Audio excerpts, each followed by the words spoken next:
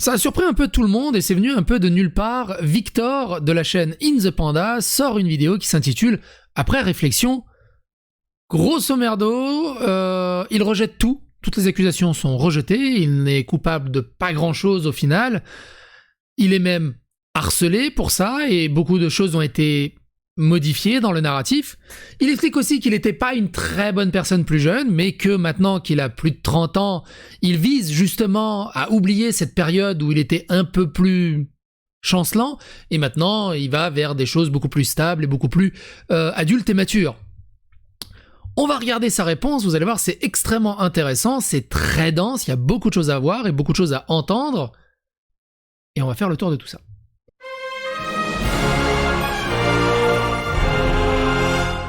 Alors, chose importante, vous avez rien suivi à l'affaire. C'est une affaire qui a presque 10 ans maintenant, qui traîne sur plus de 10 ans, qui date de 2012, et qui est revenu sur le devant de la scène. Vous allez dans la playlist donc, que vous trouvez dans la description qui est dédiée à In The Panda. Ça a été remis sur le devant de la scène à l'époque du call-out de Mister Yeye, Seniel, qui avoue des couchages avec des mineurs, et dans ce call-out, il emmène In The Panda dans des accusations. In The Panda porte plainte contre Seniel pour ce call-out. Il y a eu entre-temps un article de Numérama sur tout ce qui a entouré In The Panda. Et il y avait avec Doc7, ils ont été accusés de toiletter des mineurs. In The Panda a été lâché par toute son équipe. Tous les sponsors ont lâché In The Panda. Il a communiqué publiquement qu'il allait porter plainte contre tout le monde pour diffamation, calomnie, harcèlement et tout le bazar. Et donc la dernière vidéo en date, c'était In The Panda, il a tellement forcé que j'ai fini par craquer 13 ans, donc où on lisait tout simplement une grosse partie de l'article de Numérama. Et on s'était arrêté là-dessus. Et on arrive donc à cette vidéo-ci de 9 minutes, et vous allez voir, il y a beaucoup de choses à écouter. Cela fait presque 6 mois que je n'ai pas pris la parole publiquement. Cette période était nécessaire pour prendre du recul sur des événements qui ont conduit à de graves accusations à mon encontre fin décembre dernier, ainsi qu'à la fin du podcast Pardon le cinéma. Pendant ces 6 mois, j'ai pu réfléchir à mes situations professionnelles et personnelles. J'ai pu me recentrer sur ma famille, ma compagne.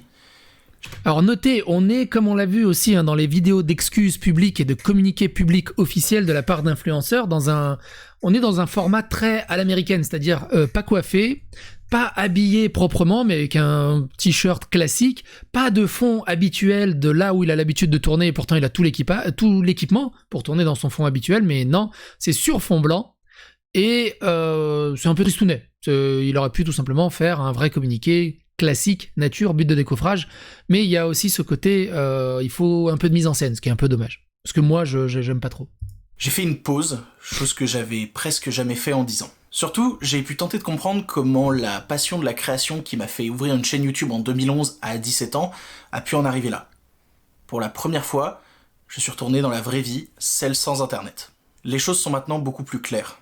Je les ai posées. J'ai fait le ménage dans ma vie, je continue de travailler sur moi, et surtout, ma passion pour les films reste intacte. Je pense que le moment est donc venu de vous donner mon opinion sur ce qui s'est passé en fin d'année dernière. Pareil, ce gimmick de montage de t'as l'audio qui arrive avant que la coupure se fait, pour dynamiser le tout. Le film reste intact. Je pense que le moment est donc venu de vous donner mon opinion sur ce qui s'est passé en fin d'année dernière, parce que si cette chaîne existe et que j'ai pu y parler de cinéma pendant 10 ans, c'est grâce à vous. La situation ne commence pas en 2022, mais en 2012. Depuis cette époque, une personne avec qui j'ai eu une... Et c'est ça qui est fou. On parle d'une histoire de 2012, d'il y a 11 ans. C'est un truc de fou. Tu te dis que 11 ans plus tard, t'es pas encore tranquille avec cette histoire. Très brève relation avant de commencer ma carrière sur Internet, il y a donc plus de 10 ans, revient régulièrement dans ma vie pour m'accuser par message. D'abord de l'avoir mise enceinte, puis en mentant sur le fait de m'avoir transmis une maladie, et d'autres choses encore. Elle me réécrivait à intervalles réguliers, soit pour m'accuser, soit me menacer, soit en me demandant de quitter ma compagne pour répondre à ses avances. C'était la première fois que ça m'arrivait, et j'ai pas su réagir. Je l'ai ignorée. Je n'ai pas réagi non plus lorsqu'elle m'a clairement menacé de salir ma réputation ou de mettre fin à ma chaîne YouTube. Alors évidemment, on va pas recontextualiser, ça sert à rien de répéter les précédentes vidéos à ce sujet qui développent toutes ces histoires, aussi bien du côté de In The Panda, qui avait parlé sur son... Je sais plus si c'était Snapchat ou Instagram, que du côté de l'accusatrice. qu'il appelle Sacha.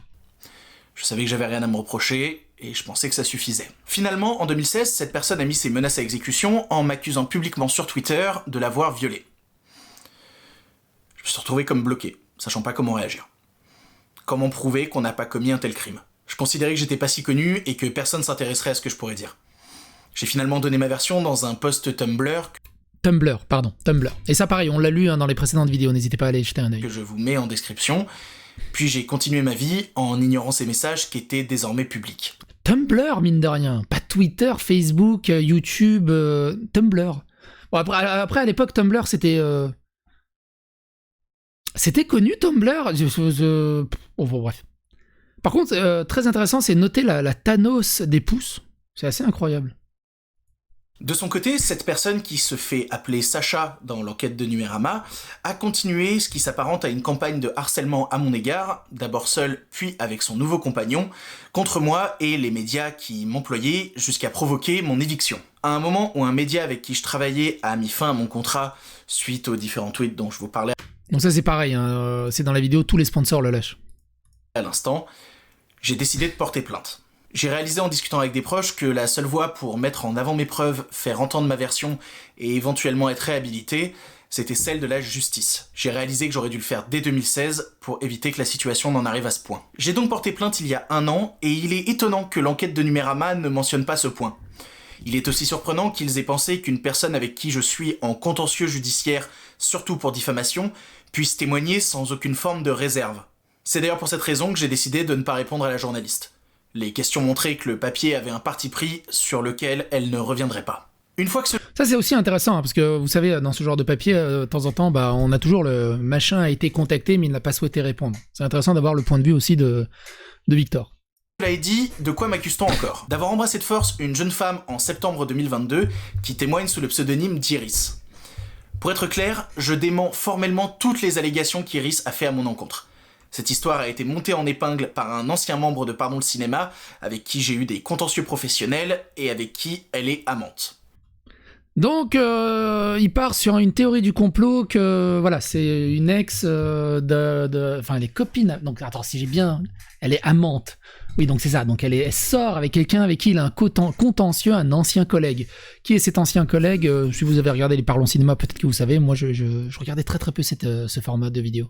J'en profite pour dire que ces derniers mois m'ont permis de réfléchir au rapport malsain qui existe entre les membres de Pardon le Cinéma, qui mélange relations amicales, amoureuses, intimes, professionnelles et personnelles. Ça fait beaucoup, hein, pour juste un format de vidéo avec des collègues pour parler de cinéma quand même. Si les choses avaient été mieux dessinées, nous n'en serions pas là. Et je leur souhaite aussi de réaliser les problèmes de fonctionnement du groupe. Pour en revenir à Iris, je ne veux pas faire d'interprétation sur la manière dont l'enquête a été menée. Mais je me demande quand même comment il peut être rapporté que nous nous sommes envoyés qu'un message le lendemain de notre embrassade et qu'ensuite nous ne nous sommes plus jamais parlé. C'est faux.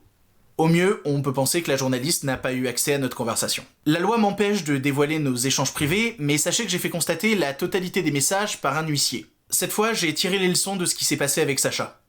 Je ne laisserai pas une nouvelle fois la situation pourrir. J'ai donc décidé de porter plainte contre plusieurs personnes impliquées dans la propagation de ces rumeurs. Tout est maintenant entre les mains de la justice, et je me défendrai jusqu'au bout face à ce que je considère être une diffamation ignoble. Dans le cas d'Iris comme celui de Sacha, j'ai hâte que tout cela puisse se régler devant les tribunaux, afin que je reprenne le cours normal de mon existence. On parle d'une affaire de 11 ans. Hein. C'est ouf. Les tribunaux sont tellement lents. La rumeur anonyme est un poison grave qui attaque des vies, surtout celles de mes proches, et face à laquelle la réhabilitation est difficile. Dans ce contexte, seule la justice peut réparer, et encore pas totalement. Venons-en enfin à l'essentiel, le climat problématique qui entoure souvent les personnalités d'Internet. L'article de Numérama évoque des comportements que j'aurais eus entre 2013 et 2015, à l'occasion de live ou pendant des séances de dédicaces publiques avec des gens de ma communauté Internet. Je dois le dire, je ne me reconnais absolument pas dans cette période passée entre mes 19 et 21 ans. Oui, à cette époque, il m'est arrivé de signer une poitrine sur demande dans des conventions aux côtés d'autres vidéastes qui faisaient exactement la même chose. Les fameuses Daddy Boobs. C'était un acte qui à l'époque était banalisé. Une façon pour les nouvelles gloires d'Internet d'interagir avec leur communauté. C'est vrai que ça se fait beaucoup moins, non? Alors ça fait... Après, tu me diras que ça doit faire 10 ans que je vais plus en convention et ce genre de choses. Mais ouais, j'ai souvenir de Nana qui... Vas-y, wouh. Ça se fait encore. C'est vrai que j'en entends beaucoup moins parler. Parce qu'à l'époque, ça se faisait beaucoup. Et puis, je me rappelle qu'il y avait pas mal de photos qui traînaient sur les réseaux sociaux en disant ah, t'as vu, j'ai la signature de Benzaï dessus, j'ai la signature de machin dessus. Wouh, plus jamais je me lave. Enfin, je sais plus ce qu'ils faisaient, ce qu'ils font avec ça, mais il y avait toute une mouvance de ce côté qui était assez intrigante. Pour certains, c'était même une marque, un cri de ralliement, comme en témoigne le nom qu'a cette pratique sur différentes chaînes YouTube. Une simple recherche Google suffit à montrer que le YouTube français entre 2013 et 2018 a largement fait la promotion de cette pratique. Mais aujourd'hui, à presque 30 Je suis sûr qu'il y en a, ils font non, moi j'ai jamais fait ça, alors qu'ils l'ont fait.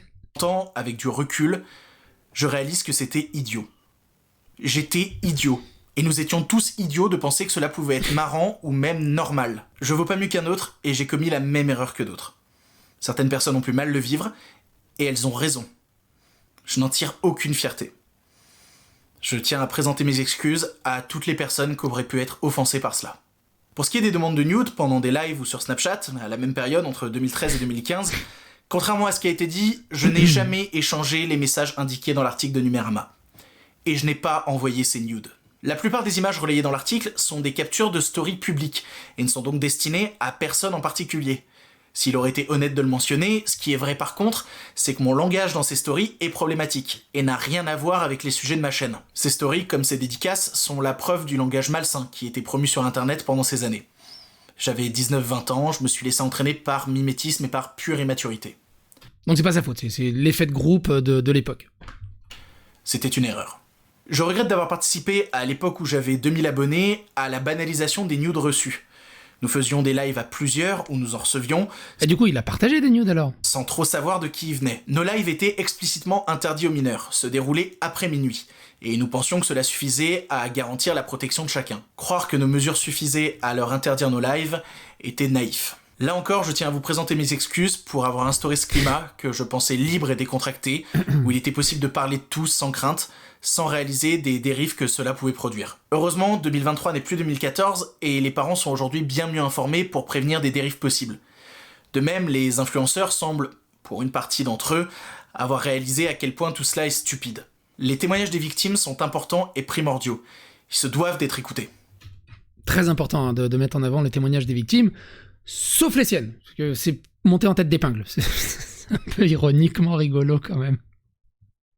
Et je ne souhaite pas que mon cas personnel puisse amener à décrédibiliser la parole de celles et ceux qui méritent d'être entendus. Pour ma part, comme tous, je change. Je grandis. La personne que j'étais à 19 ans n'est pas celle que je suis à l'approche de mes 30. Avec les années, j'ai pu apprendre beaucoup auprès des personnes concernées, et je continue d'apprendre, car ce sont des problématiques bien trop riches pour en faire si rapidement le tour. Mais je peux pas nier que si tout cela me tombe dessus aujourd'hui, c'est parce que plus jeune, j'ai pu me comporter comme un sale con. Ça arrive à tout le monde, mais c'est encore plus intolérable quand... Alors même pas ça arrive à tout le monde, c'est que tout le monde s'est comporté comme un sale con à un moment ou à un autre, de toute façon, dans sa jeunesse. Moi, bordel de merde, comme j'ai déjà dit, heureusement qu'Internet n'existait pas. Après, il n'y avait pas de coucherie et de sexe ou dans les conneries que moi, de mon côté, j'ai fait. J'ai toujours été... bordel que j'étais chiant de ce côté-là. Quand on a une parole publique, comme c'est mon cas. J'espère que ce que je vous dis aujourd'hui permettra de soulager les personnes qui ont été choquées. Que va-t-il se passer désormais ? D'abord, si le jeune homme que j'étais n'a pas été à la hauteur, je vais me battre pour que l'adulte que je suis aujourd'hui le soit. Ça, c'est vraiment du langage langue de bois, enfin ça sert à rien. Je vais me battre pour devenir une personne meilleure. C'est vraiment le... En fait, ça n'impute pas à In the Panda, c'est-à-dire que n'importe quelle communication publique, excuse publique, il y a cette phrase. C'est un peu comme le niveau dans les égouts dans les jeux. T'as l'impression qu'il y a une obligation à foutre ça, alors que tout le monde s'en fout en fait de ce truc. Ensuite, je vais continuer de travailler sur moi. J'ai fait le ménage dans mon entourage et je sais que c'est pour le... Alors, je sais pas si c'est lui qui a fait le ménage dans son entourage ou son entourage qui a fait le ménage avec lui en fait. Mieux. Car c'est grâce à l'aide de mes proches si j'ai pu tenir pendant cette période. Enfin, et surtout, je vais continuer de faire ce qui me porte depuis plus de 10 ans. Vous parlez de films. Je n'aspire qu'à cela et je me consacrerai désormais qu'à ça. Alors si ça vous branche, c'est ce que je ferai à partir d'aujourd'hui. Les films, le cinéma, rien d'autre. Parce qu'entre les annonces du Festival de Cannes, les 3 Mousquetaires ou les derniers trucs immondes du MCU, il y a des tas de sujets passionnants à aborder avec vous, bien plus que les rumeurs ou les vengeances personnelles. Mais avant, je vais supprimer le pseudo In The Panda. Comme je l'ai dit, je me reconnais plus en lui. Le nom va donc disparaître parce qu'il fait plus aucun sens. Il me donne l'impression de porter un masque alors que j'ai besoin d'être moi, juste moi. J'ai besoin de plus me cacher pour redémarrer sur des basses scènes. Je m'appelle Victor, et je serai donc Victor. Je sais que certains d'entre vous...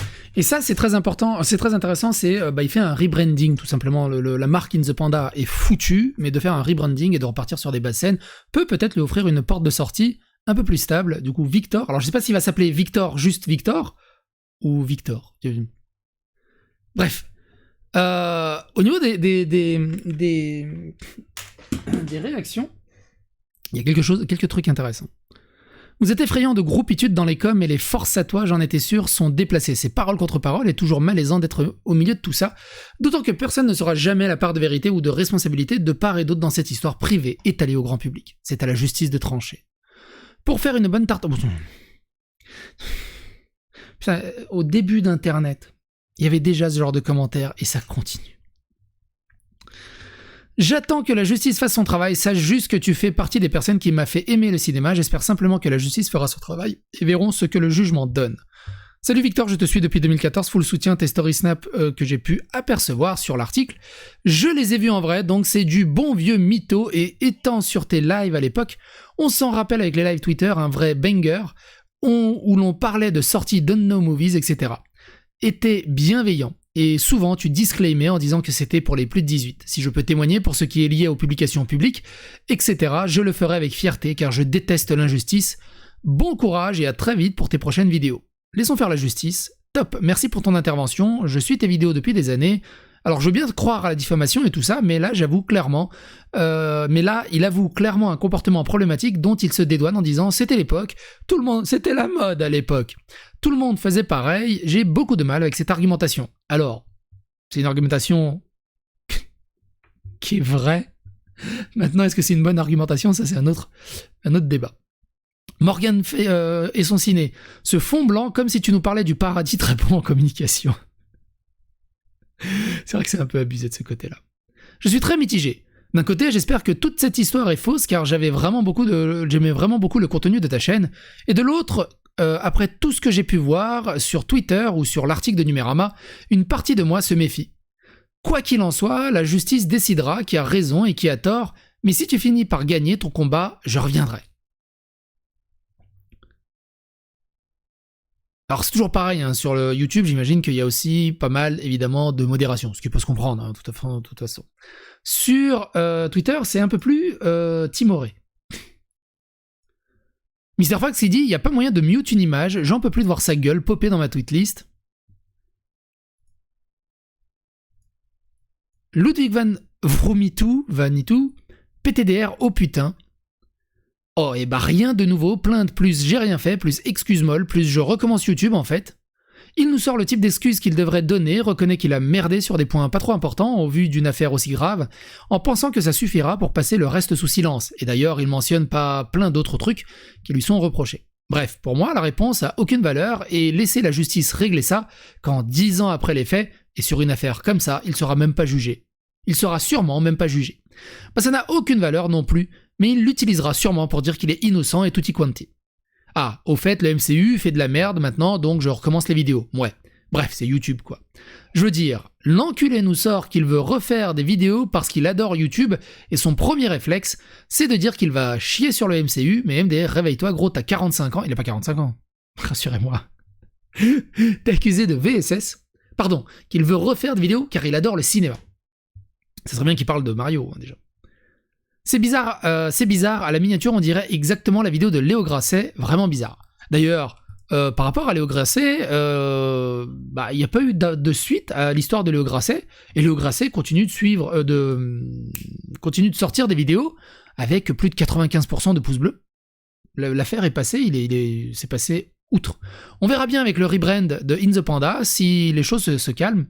Quoi qu'il en soit, n'hésitez pas à donner votre avis et votre opinion dans les commentaires, n'hésitez pas à faire que c'est l'algorithme de YouTube, et n'hésitez pas à vous abonner pour d'autres aventures.